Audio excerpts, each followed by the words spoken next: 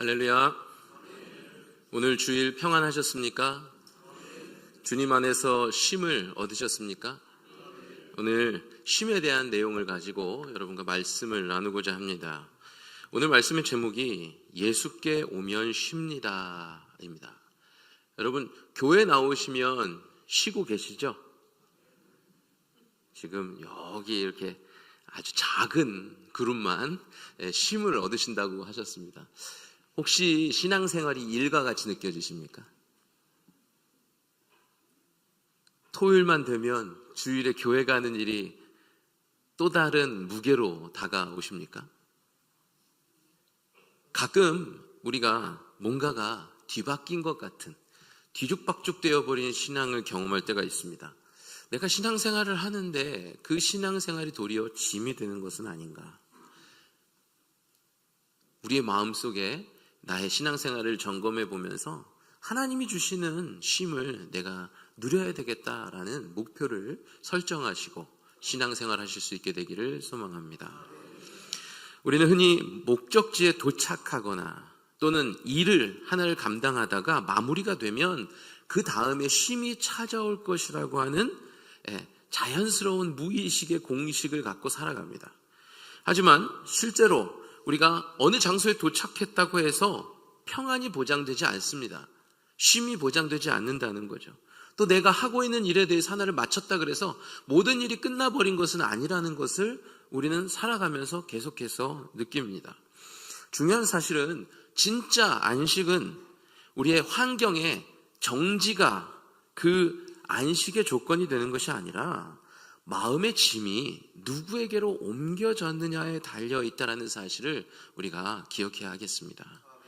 여러분 생각해 보시기 바랍니다. 여러분이 먼 길을 다녀오셨어요. 여행이든 명절에 부모님 댁을 다녀오시든 자녀 댁을 다녀오시든 갔다 오실 때 큰 배낭을 메고 갔다가 집에 도착했다고 생각해 보시기 바랍니다.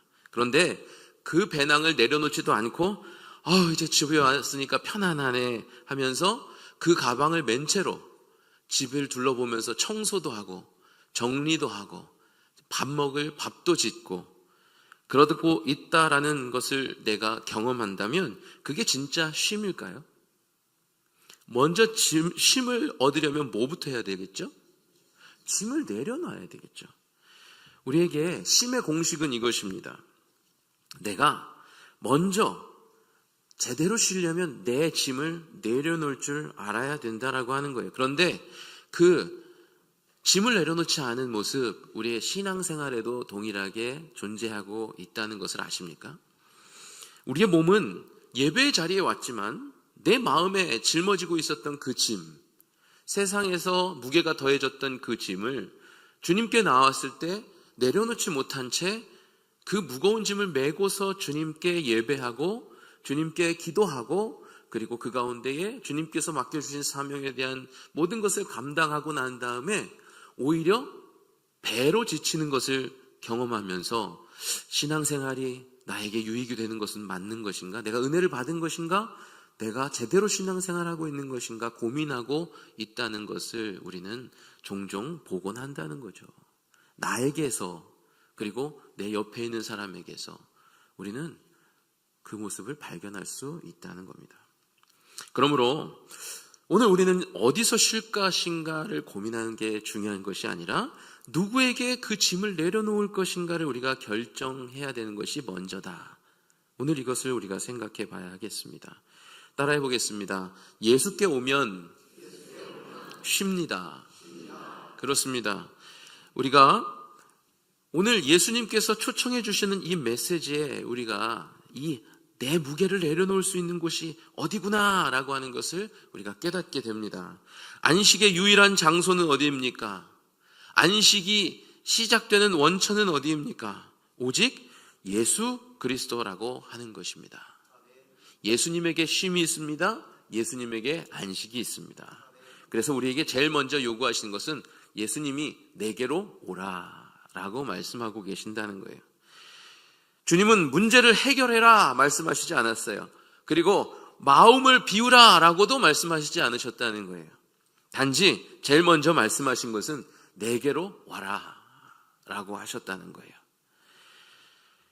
오늘 본문 말씀 가운데에 수고하고 무거운 짐진 자들을 내게로 오라고 말씀하고 계십니다. 그런데 여기서 예수님이 가리키시는 수고하고 무거운 짐진 자는 누구일까요? 성경에서 말씀하시는 이 수고하고 무거운 짐진 자들은 바로 율법 조항에 짓눌려 있는 유대인들을 가리켜서 이야기하는 것입니다. 그들은 하나님이 두려움의 대상이지 하나님께 나아가는 것이 편안함이고 쉼이라고 인식하는 존재들이 결코 아니었다는 거예요. 그렇다면 우리가 이 대목에서 그 수고하고 무거운 짐진 자가 누구일까라고 이 순간, 이 시간 가운데에 묻는다면 거기에 누구를 넣으시고 싶으십니까? 나 스스로를 넣고 싶잖아요. 주님이 나를 부르세요. 그런데 수고하고 무거운 짐진 자들아, 내 짐을, 내 안식을 얻지 못함을 주님이 알아주신다는 것이 뭐가 돼요? 위로가 되잖아요. 그리고 그것으로부터 내 짐이 무거움에서 가벼움으로 바뀌는 은혜가 있는 것 아니겠습니까? 나를 그렇게 인정해 주시고 불러주신다는 그 모습을 보면서 한 가지 더 덧붙이셔서 내게로 오라라고 말씀하십니다. 이 내게로 오라라고 말씀하시는 이 말씀 속에는 바로 하나님과 나와의 관계가 사랑이라고 하는 전제가 깔려 있다라는 것을 인식하면 그 내게로 오라라고 하는 부르심은요, 뭘까요? 내게 왔으니 내가 그 짐을 대신 지어주겠다라고 하는 그 주님의 음성에 대한 소망으로 그 자리로 한 걸음 한 걸음 나아갈 수 있게 하신다는 거예요. 그러니까 이 수고하고 무거운 짐진 자들아, 그 부르심에 나를 대입하고 싶은 마음이 간절해지는 것 아니겠습니까? 내게로 오라라고 하는 이 의미 앞에서 무엇을 할지 망설이고 계시지는 않습니까? 그게 나야? 아니면 옆에 있는 권사님이야? 아니면 내가 아는 그 집사님이야? 요즘에 누가 아파서 가족이 힘들어하고 있는데 그 사람인가? 우리가 이 내게로 오라는 의미 앞에서 망설임을 경험할 때도 있습니다. 그런데 내가 이것에 은혜를 받으려면 그 안에 누구를 대입할 수 있어야 하겠습니까? 나를 대입할 수 있어야 될 줄로 믿습니다. 오늘 이 주시는 말씀이 나의 말씀입니까? 아니면 다른 누구의 말씀입니까? 나의 말씀이 되어야 될 줄로 믿습니다. 쉼을 얻고자 하시는 대상은 누구십니까? 나여야 될 줄로 믿습니다. 그래서 이 주님께서 쉼을 주시고자 나에게 다가오셔서 하나님께서 우리에게 베푸시는 크신 쉼, 그 쉼을 우리에게 주시고자 하실 때에 그 쉼이 나에게 찾아옴을 기대하며 그 앞에서 기다리는 모습이 되어져야 될 줄로 믿습니다. 그럼에도 왜 우리는 예수님께 나와서도 제대로 쉬지 못하는 것입니까? 많은 그리스도인들은 신앙의 생활 자리에 있지만은 정말로 실제의 삶에서는 여전히 전혀 아주 조금도 덜어내지 못하는 탈진과 불안의 상태를 껴안고 살아가고 있음을 봅니다. 자, 오늘 우리 점심에 아주 맛있는 식사를 했습니다. 특별히 오늘 남선교회 분들께서 이 자리에 함께 하시는데 여러분 점심 맛있으셨죠? 대답 안 하신 분은 점심을 굶으신 것 같아요. 오늘 너무 맛있었어요. 수고가 많으셨는데 근데 더 중요한 건 뭐냐면요, 그분들의 얼굴을 보시기 바랍니다. 힘들어 보이세요? 안 힘들어 보이세요? 하나도 안 힘들어 보이세요. 참 희한하죠? 체력이 약하거나 맡겨진 일이 과중하다 보면 힘듦이 얼굴에 비춰질 수 있겠는데 우리 장로님 또 권사님, 남성교회 분들을 보다 보니까 오히려 얼굴이 빛이 나시는 것을 보게 됩니다. 쉼을 누리고 계시는 줄로 믿습니다. 우리가 입술로는 내가 주님께 나아가면 쉼을 얻습니다 라고 고백하면서도 실제로 마음의 짐은 여전히 나 스스로의 안에, 통제권 안에서 계속해서 두려움을 뿜어내고 있지는 않습니까? 그래서 누구는 쉼을 얻고 평안해 보이는데 나는 그렇지 않아서 오히려 그 모습 때문에 더 깊은 힘듦의 어둠으로 빠져가고 있지는 않는가, 우리 스스로를 돌아보면 좋을 것 같습니다. 제 입술에 여기가 뭐가 났죠? 그랬더니 저를 보면서 계속 그 말씀 하시는 거예요. 목사님 힘든가 봐. 힘든가 봐 그러시는 거예요. 자, 사실 힘들어서 그런 게 아니라 신경을 써서 이렇게 생긴 건데, 그러다 보니까 이제 감기 기운이 오니까 이제 코를 풀기가 이렇게 돼버린 거예요. 그러니까 저는 절대 힘들지 않습니다. 예, 오해하지 않으셨으면 좋겠습니다. 자, 우리가 이 마음 속에서 이 힘듦을, 쉬지 못함을, 그래서 이 괴로움을 내가 떨쳐내려면 어떻게 해야 하겠습니까? 성경에서 그 동일한 현실 가운데 놓여 있는 사람, 그 사람들을 가리키면서 위로의 말을, 또 권면의 말을 전하는 대목이 있습니다. 시편 55편 22절에서 이렇게 말합니다. 내 짐을 여호와께 맡기라. 그가 너를 붙드시고 의인의 요동함을 영원히 허락하지 아니하시리로다. 아멘. 이 말씀을 여러분 스스로의 삶 가운데 대입하면 하나님이 저 힘들게 하시겠다는 거예요? 안 힘들게 하시겠다는 거예요? 안 힘들게 하시겠다는 거예요. 우리를 무엇으로 지켜 세우시고 계세요? 의인으로 지켜 세우시는 거예요. 이 자리에 계신 저와 여러분 모두는 의인인 줄로 믿습니다. 왜요? 우리가 믿음으로 말미암아 의롭다함을 얻었기 때문이죠. 할렐루야. 그러니 우리를 요동치 않도록 그 가운데에, 그래서 권한을 주신 것이 무엇이냐, 특혜를 주신 것이 무엇이냐, 내 짐을 맡겨라. 맡길 수 있다는 거예요. 여러분, 여행 가면 짐을 맡길 때가 있습니다. 그런데 간혹 도난사고들이 발생합니다. 신뢰가 되지 않으면, 불안하면 짐을 맡길 수 있겠습니까? 없겠습니까? 없다는 거죠. 그러나 신뢰가 간다면 내가 그 짐을 맡겨놓고 가고 싶은 곳, 다니고 싶은 곳 자유롭게 다니다가 약속한 시간에 돌아와서 그 가방을 찾고 자신의 일정을 계속해서 이어가거나 돌아갈 수 있게 되는 것 아니겠습니까? 하나님께서 내 짐을 여호와께 맡기라 라고 말씀하시는 것에는 하나님이 나를 신뢰하고 계시고 내가 하나님을 신뢰하고 있는 그 상황을 그 안에 전제하고 있는 거예요. 그래서 우리한테 맡겨라 라고 말씀하고 계세요. 그런데 하나님을 신뢰하지 못하면 맡길 수 있을까요? 없을까요? 내 짐은 내가 갖고 있는 게 제일 안전해. 무거워도 힘들어도 내가 끝까지 갖고 있어야 돼. 이게 바로 내 통제권 안에 내 짐을 두려고 하는 자세입니다. 하나님은 맡기라 그러시는데 우리는 못 맡겨요 라고 말하면 그 안에 맡김으로 인한 쉼이 시작될까요? 안 될까요? 안 될 수밖에 없다라고 하는 것입니다. 이러한 고민으로 우리의 고달프고 힘든 밤은 계속되고 잠은 안 오고 피골은 상접하고 고민은 해결되지도 않은 채 계속해서 몸에는 힘듦만이 쌓여간다라고 하는 겁니다. 우리의 인생 속에서도 여러분 주님께 맡길 수 있는 신뢰를 가지고 계십니까? 주님은 맡기라고 하는데 여러분 신뢰하고 계십니까? 신뢰하시는 분들은 덜 힘든 줄로 믿습니다.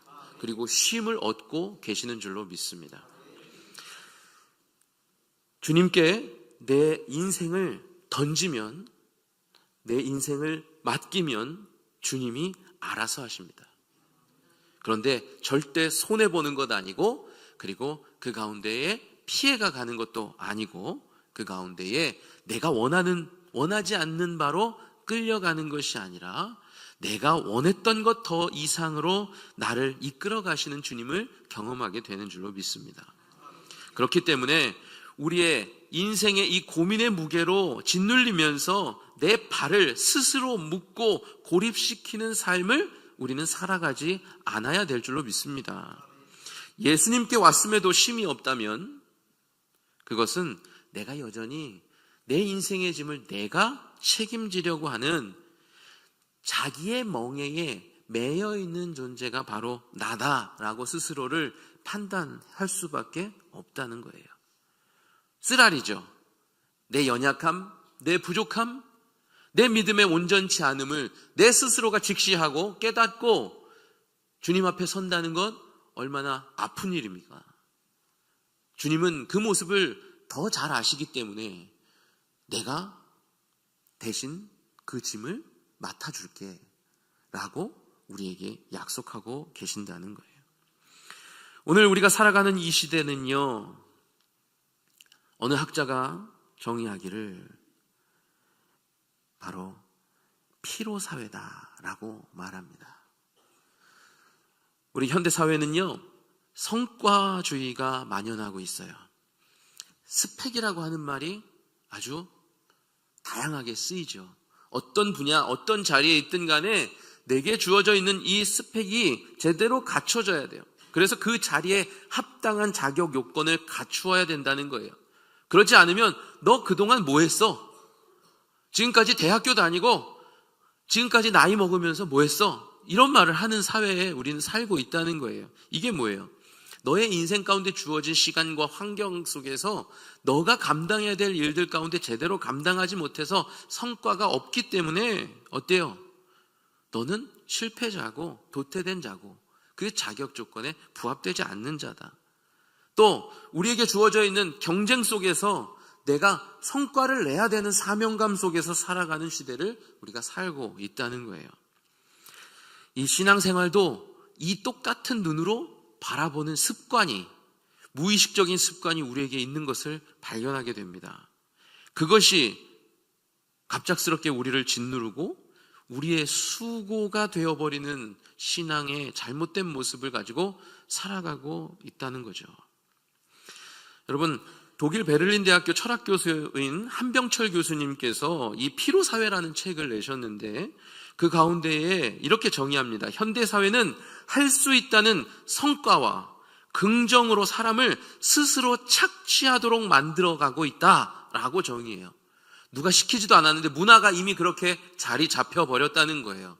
그러니까 다른 사람들의 시선이, 그리고 그 사람들과 함께 공유하는 지식이 나를 벌써 어떻게 하고 있어요? 채찍질하고 있는 거예요. 그러지 않아도 되는 환경 속에서도 그래야만 된다라고 생각하는 거죠. 여러분, 외국에 나가서 꼭 우리나라에서처럼 하지 않아도 되잖아요. 그죠? 그런데 꼭 외국에 나가서도 그 습관을 못 버리고 나도 모르게 어떻게 해요? 그 습관이 불쑥불쑥 튀어나올 때가 있어요? 없어요? 있다는 거예요. 여러분, 우리가 이러한 사고의 전환을 좀 원활하고 자연스럽게 일어나갈 수 있어야 하겠습니다. 특별히 이 신앙생활의 가운데서는 우리가 믿음을 가지고 이 변화를 우리가 자연스럽게 감당해 나아가며 살아가야 될 줄로 믿습니다. 이 성과사회 속에서, 그래서 이것으로 인해서 변화된 현실 속에서 나 스스로를 계속해서 강요하지만 기대에 못 미치고, 그래서 우울하게 되고 또 번아웃에 빠지는 시대를 우리는 살아가고 있습니다. 내가 신앙생활 하다가 직분을 못 받으면, 내가 신앙생활 하다가 방언을 못 받으면, 은사를 못 받으면, 내가 어느 곳에서도 사명을 감당할 수 없으면 여러분, 신앙이 실패입니까? 아니에요. 여러분, 제일 중요한 건 뭐예요? 내가 신앙생활의 가장 큰 성공은 뭐예요? 내가 믿음을 선물로 받고 구원을 선물로 받고, 그리고 내가 하나님의 자녀가 됐다는 게 여러분, 신앙생활의 믿음의 성공인 줄로 믿습니다. 어느 누구도 거들떠보지 않을 것 같은 죄인인 우리를 자녀 삼아주신 은혜를 누렸다면 이미 우리는 성공한 신앙생활을 하고 있는 줄로 믿습니다. 아니, 얼마나 더 갖춰야 돼요? 예? 신앙생활 하려면 노래도 잘해야 돼요? 예? 또 악기도 잘 다뤄야 돼요? 신앙생활 잘하려면 여러분, 옷도 막 패션 감각 있어야 돼요? 뭐가 필요해요, 신앙생활 할 때? 믿음만을 가지고서 나아가면 되는 줄로 믿습니다. 할렐루야. 믿음이 우리를 힘있게 하고, 믿음이 우리를 기쁘게 하고, 믿음이 우리를 평안으로 인도하는 줄로 믿습니다.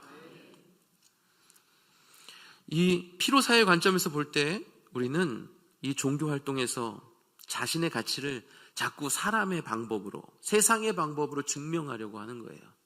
다른 사람들에게 인정받으면 그 교회에서 내가 신앙생활 잘하는 사람이라고, 그래서 그 자리를 차지할 수 있을 거라고 여긴다는 거죠. 그러다가 안 되면 교회를 옮기고 신앙생활을 포기하고 주님 없이 살다가 또 해결되지 못하는 또 인생의 짐을 지고 나 죽겠네, 힘들다, 더 이상 못 해먹겠네 하면서 살아가는 안타까운 인생을 우리는 많이 보지 않습니까? 따라해 보겠습니다. 별거 없습니다. 별거 없습니다. 주님이 우리한테 그렇게 하라고 얘기하시는 거예요. 맡겨라. 뭐 그렇게 대단한 걸 자꾸 하려고 하냐. 누가 다 하세요? 이렇게 대답하신 분들은 지금 하나님께 맡기고 계시는 인생을 살아가고 있는 줄로 믿습니다. 지금 이렇게 대각선으로 대답이 하셨어요. 그런데 지금 대답하신 분들 뿐만 아니라 이 자리, 그리고 영상으로 예배하시는 저희 모두가 바로 주님께 맡기고 살아가는 삶이 되기를 바랍니다. 마태복음 23장 4절 말씀에 이렇게 이야기합니다. 또 무거운 짐을 묶어 사람의 어깨에 지우되 자기는 이것을 한 손가락으로도 움직이려 하지 아니하며. 여러분, 이 말씀이 무엇입니까? 예수님이 비판하셨습니다. 누구를 비판하셨습니까? 바리새인을 비판하셨습니다. 바리새인들은 어떤 사람이라고 이야기하십니까? 종교를 짐 지우는 장치로 만들어버린 사람이다 라고 이야기하고 있어요. 사람들을 향해서 정죄하는 것에 전혀 자책감을 갖지 않고 서슴없이 남을 비판하고 그 신앙생활을 정죄하고, 그래서 제대로 된 신앙생활 똑바로 해라, 이렇게 해라 라고 이야기하고 있다는 거예요. 이 대목에서 예수님은 질책하셨는데, 혹여나 내 스스로가 나에게 바리새인과 같이 질책하고 있지는 않는지 돌아보면서 우리의 가슴에 손을 얹고 이렇게 하셨으면 좋겠어요. 괜찮다, 괜찮다. 네. 여러분, 괜찮아요. 왜 자꾸 나 스스로를 힘들게 하십니까? 여러분, 하나님 그런 거 원치 않으신다는 거예요. 오늘날 우리도 이 정도는 봉사해야지, 이만큼은 애쓰고 노력해야지, 마치 이 바리새인적인 사고, 그리고 인과응보적인 사고에 갇혀서 신앙생활 한다면 이런 마음으로 드리는 예배는 안식이 아니라 평가의 시험의 시간인 줄로 우리는 생각해야 되겠습니다. 여러분, 시험 보러 오신 거예요. 바리새인의 생각이라면 내가 일주일 돌아보면서 이거는 틀렸어, 이것도 틀렸어, 막 채점하고 나니까 몇 점이에요? 이번 한 주간의 삶은 하나님 앞에서 몇 점이에요? 말하지 마세요. 그냥 혼자만 생각해 보세요. 예. 나는 과연 합격점입니까? 커트라인도 못 미쳤습니까? 남한테 말하기도 부끄러운 상태입니까? 생각할수록 자꾸 내가 지나왔던 순간들이 떠오르면서 감점 하고 계신다면 그거 빨리 어떻게 하세요? 내려놓으세요. 예.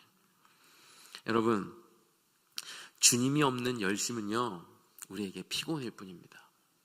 주님이 우리에게 있으시면, 내가 주님께 그것을 맡겨드리면 우리는 어떤 것을 감당하든 우리는 쉼을 얻습니다. 예수님께 오면 쉽니다. 하지만 예수의 방식이 아닐 때는 결코 쉼을 얻을 수 없습니다. 그렇다면 예수의 방식은 무엇입니까? 예수님의 방식은 바로 나의 멍에를 매라는 거예요. 자, 여러분, 예수님은요, 우리에게 멍에를 지라 그래요. 여러분, 멍해지는 것이 쉬운 일입니까? 힘든 일입니까? 소가 멍에를 맨다라고 하는 건 일을 시킨다는 거예요. 일이 끝나면 어떻게 합니까? 멍에를 벗어주잖아요. 그런데 예수님이 이렇게 말씀하시는 거예요. 나의 멍에를 매라. 그런데 여러분, 예수님이 말씀하신 것은 나의 멍에를 매고 그 다음이 중요해요. 내게 배우라 입니다. 더 중요한 메시지는 이 뒤에 나와 있는 거예요. 내게 배워라. 왜? 멍에를 맺는데 어떻게 배웁니까? 한번 사진을 볼까요?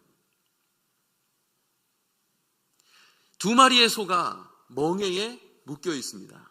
그런데 이 두 마리를 묶는 멍에도 있고 한 마리만을 묶는 멍에도 있는데 이 두 마리를 묶는 멍에를 예수님은 말씀하고 계신다는 거예요. 그래서 주님은 멍에를 아예 없애주시겠다고 약속하신 것이 아니에요. 핑크빛 미래, 우리가 생각하는, 계획하고 목표하는 그러한 미래를 우리에게 주시겠다는 것이 아니에요. 오히려 예수님의 방식은 이것입니다. 나의 멍에를 메고 내게 배우라라고 하는 것은 바로 이 멍에 아래에서 한 소는 숙련되고 옆에 있는 소는 서툰 소를 함께 묶는 원리 속에서 어떻게 합니까? 힘은 노련한 소가 다 쓰고, 그리고 그 가운데에 서툰 소는 그저 옆에서 따라다니면서 뭘 하느냐? 배우는 거예요. 어느 소가 더 힘들까요? 노련한 소. 그 소가 더 힘들죠. 여러분, 장애인 달리기를 보신 적 있으십니까? 패럴림픽이라고 장애인들이 참여하는 올림픽을 보면 여러분 2인 1조로 달리기를 하는 것, 마라톤을 하는 걸 보실 수 있습니다. 근데 그 모습을 보면 어떻습니까? 한 사람에게 이렇게 묶여서 앞이 보이지 않는 러너가 어떻게 해요? 주자가 따라가는 것을 보게 돼요. 그 모습을 보면 이 멍에가 너무나도 잘 이해가 되는 거예요. 방향을 결정하고 페이스를 결정하는 건 누구의 역할이에요? 눈이 보이는 인도자의 역할입니다. 그 다음에 맹인, 장애인은 어떤 역할을 합니까? 따라가는 거예요. 근데 그 기록은 누가 결정해요? 따라가는 사람에게 결정이 되는 거예요. 그러니까 그 안에서 이끌어주는 사람의 역할이 더 중요한 것이죠. 예수님이 멍에를 매라고 하는 건 이거예요. 내가 이끄는 멍에 너 옆에서 매라. 내가 이끌어 줄게. 내가 더 힘든 역할 할 거야. 방향도 정하고 좋은 게 뭔지, 그리고 네가 어떻게 하면 덜 힘들고 빠르게 너가 원하는 목적을 누릴 수 있는 그곳으로, 진짜 내가 너에게 유익한 그 목적으로 달려가는 그 길로 인도할 거야. 그러니까 너는 따라오기만 하면 돼. 이게 내 멍에를 메고 배우라라고 하는 뜻이에요. 우리는 따라가기만 하면 주님이 인도하시는 가장 좋은 결과를 우리가 얻게 된다라고 하는 것입니다. 우리는 보폭만 맞추면 돼요. 따라가기만 하면 돼요. 안식은 짐이 사라진 상태라고 하는 착각을 우리는 버려야 되겠습니다. 주님께 짐을 맡기면 같이 멍에를 맨 상태에서 주님께 따라가는, 동행하는 원리를 우리가 누릴 때에 우리가 쉼을 얻게 된다라고 하는 것입니다. 주님 우리의 멍에를 쉽고 가볍다라고 말씀하실 수 있는 이유는 그분이 십자가에서 우리가 감당해야 될 죄의 무게를, 힘듦의 무게를 다 이미 지셨기 때문입니다. 우리는 겉모양은 같이 지고 있는 것 같으나 그 무게에는 어디 중심으로 놓여 있느냐? 예수님 중심으로 놓여 있다는 거예요. 십자가는 우리가 결코 해결할 수 없는 죄와 저주, 사망의 무게가 다 쏠려 있는 멍에입니다. 이사야서 53장 5절의 말씀을 같이 보겠습니다. 그가 찔림은 우리의 허물 때문이요 그가 상함은 우리의 죄악 때문이라. 그가 징계를 받음으로 우리는 평화를 누리고 그가 채찍에 맞음으로 우리는 나음을 얻었도다. 예수님이 짊어지신 멍에의 무게는 4개로 나옵니다. 찔림, 상함, 징계, 채찍, 우리가 받아야 될 모든 무게를 예수님이 다 지셨습니다. 우리 자녀들이 학교 갔다 오면 왜 엄마, 아빠, 할머니, 할아버지들이 가방을 대신 매줄까요? 학교 앞에서 아이들 기다리는 부모님, 조부모님들의 모습을 보면 한결같습니다. 아무리 그 애가 나중에 키가 커서 할머니, 할아버지보다 커도 할머니, 할아버지는 그 손주의 가방을 들어주시더라고요. 왜요? 손주가 힘들까봐. 마찬가지예요. 주님도 우리가 힘들까봐 우리의 무게를 대신 짊어주시고 계심을 이 이사야서 53장 5절에서 그 무게가 얼마나 무거운 것인지를 우리에게 깨닫게 하고 계십니다.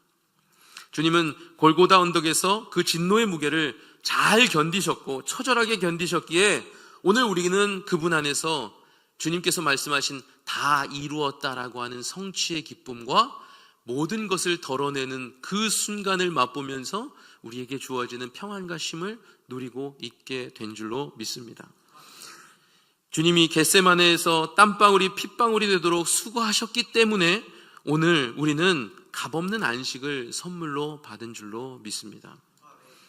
내 모든 실패와 죄책감이, 그 무거운 짐이 예수님의 어깨로 옮겨졌음을 우리가 믿을 때에 우리는 참된 해방의 쉼을 누리게 되는 것입니다. 그렇기 때문에 예수님께 오면 우리는 쉬는 거예요, 안 쉬는 거예요? 쉬는 거예요. 자, 안식은 세상이 고요할 때 경험되는 것이 결코 아닙니다. 로마서 8장 22절에서 말씀하신 것처럼 함께 고통을 겪고 있는 것을 우리가 아느니라. 마치 사도 바울이 이야기하는 것처럼 이 겪고 있는 고통을 내가 아는 것처럼 주님도 우리가 겪고 있는 고통을 알고 계신다라고 우리에게 말씀하십니다. 요한복음 16장 33절에서도 이야기하십니다. 너희로 내 안에서 평안을 누리게 하려 함이라. 내가 세상을 이기었노라. 폭풍을 치는 바다 같은 우리의 삶일지라도 주님은 우리 안에서 쉼이 경험될 수 있도록 주님 품에 안아주시고 또 약속하시고 계획하신 그 쉼이 완성되었노라고, 이루었노라고 말씀하고 계십니다. 주님과 함께 멍에를 메고 걷는 삶이야말로 가장 확실하고도 안전한 가벼운 길임을 우리가 기억하면서 삶에서 힘드실 때 여러분 어디로 찾아가셔야 되겠습니까? 예수님께로 찾아가시기 바랍니다. 신앙생활의 무게도 무겁다고 느껴지시면 어디로 찾아가셔야 되겠습니까? 예수님께로 찾아가셔야 될 줄로 믿습니다. 여러분, 내 멍에는 쉽고 내 짐은 가벼움이라 라고 하는 주님의 약속이 오늘 우리에게 주어진 줄로 믿습니다. 멍에가 쉽다고 하신 이유, 내 짐이 가벼워지는 이유, 오로지 예수님밖에 없습니다. 히브리서 4장 3절에서 말씀하시기를 이미 믿는 우리들은 저 안식에 들어가는도다 라고 말씀하셨어요. 그리고 하반절에 세상을 창조할 때부터 그 일이 이루어졌느니라. 우리에게 무거운 짐을 지워주기를 원치 않으시는 주님, 그 주님이 저와 여러분의 삶 가운데 동행하고 계십니다. 짊어져 주실 때에 도리어 죄송한 마음, 그러나 감사한 마음 품고 주님을 따라가는 저와 여러분이 되기를 간절히 소망합니다. 기도하겠습니다.